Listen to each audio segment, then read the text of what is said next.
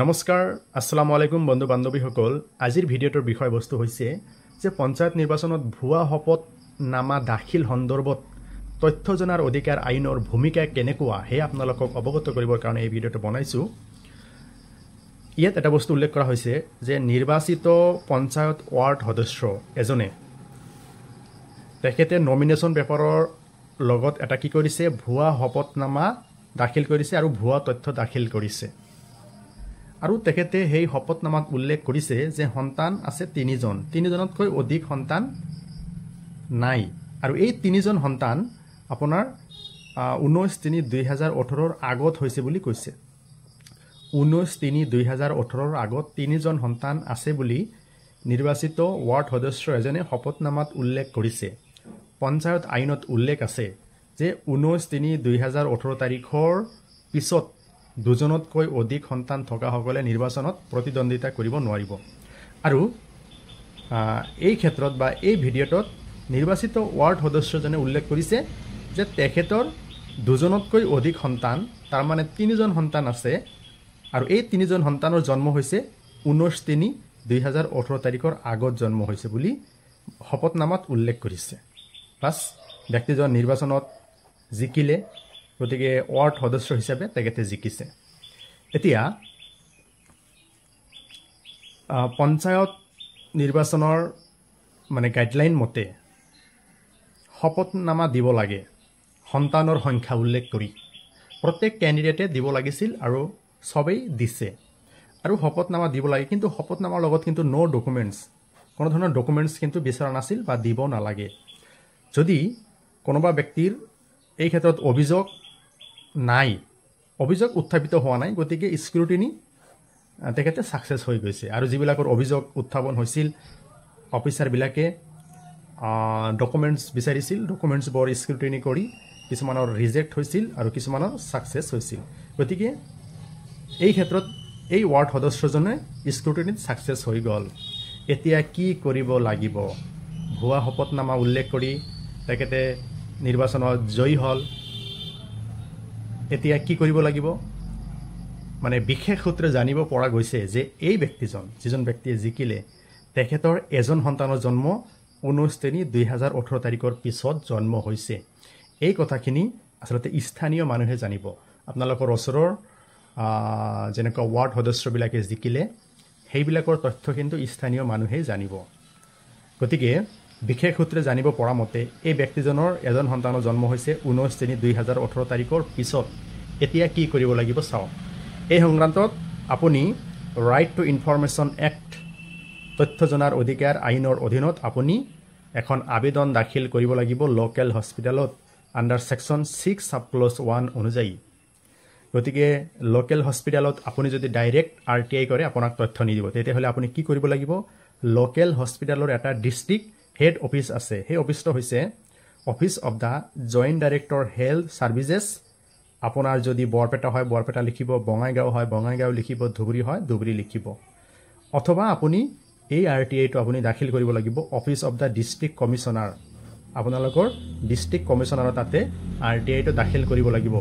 আৰু RTIত আপুনি লিখিব লাগিব যে অমুক হস্পিটেলত নিৰ্বাচিত সদস্যৰ নাম উল্লেখ কৰিব। গতিকে অমুক মানে নিৰ্বাচিত সদস্যৰ ল'ৰা ছোৱালী আপোনাৰ হস্পিটেলত জন্ম হৈছে। গতিকে অমুক ব্যক্তি স্বামী আৰু স্ত্ৰী উল্লেখ কৰিব, স্বামীৰ নাম স্ত্ৰীৰ নাম উল্লেখ কৰিব যে এই দুজন স্বামী স্ত্ৰীৰ আপোনাৰ হস্পিটেলত কেইজন ল'ৰা ছোৱালী জন্ম হৈছে আৰু প্ৰত্যেক ল'ৰা ছোৱালীৰ ডেট অফ বাৰ্থ উল্লেখ কৰিব, ডেট অফ বাৰ্থ। আৰু বাৰ্থ ৰেজিষ্টাৰৰ ফটোকপি আমাক দিব লাগে। বাছ এনেকৈ আপুনি RTI কৰি দিলে। RTI কৰি দিয়াৰ পিছত যদি আপুনি তথ্য পায় আৰু তথ্যত যদি আপুনি দেখিলে যে ওৱান চাইল্ড বৰ্ণ বিফৰ 19/3/2018 19/3/2018 আগত যদি এজন সন্তান জন্ম হোৱা বুলি আপোনাৰ হাতত তথ্য আহিলে আৰু আপুনি যদি ডকুমেণ্টছখন আপোনাৰ হাতত যদি পায় ৰিজাল্টটো কেনেকুৱা হ'ব যিহেতু অলৰেডি এই ব্যক্তিজনৰ নিৰ্বাচনত জিকিলে গতিকে এই ক্ষেত্ৰত এটা বস্তু আপোনালোকে চাওক এয়া হৈছে পঞ্চায়ত নিৰ্বাচন আৰু অসম পঞ্চায়ত আইন সন্দৰ্ভত জানিবলগীয়া বহু কথা লিখিছে দিলৱাৰ হুছেইন দ্যাট মিন্স মই নিজে লিখিছোঁ ইয়াত চাওক এটা বস্তু আছে দেখাই আছোঁ